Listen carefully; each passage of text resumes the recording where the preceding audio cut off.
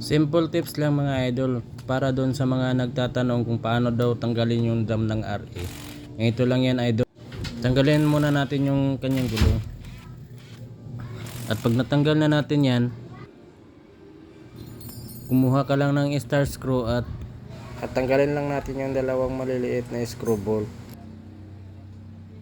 At kailangan pala natin ng bolt dito mga idol na 8mm. Pwede kang kumuha muna ng isang bolt doon sa plastic sa cover ng makina mo idol para gawin nating toser dito. Pwede natin dyan ilagay dyan sa gilid ng stud bolt o pwede rin naman dito kasi dalawa naman yung paglalagyan natin ng toser dyan sa gilid ng stud bolt mga idol. Ikutin mo lang yan mga idol hanggang sa unti-unting lalabas yung drum.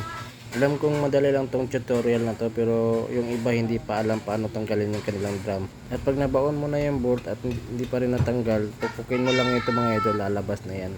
Maraming salamat.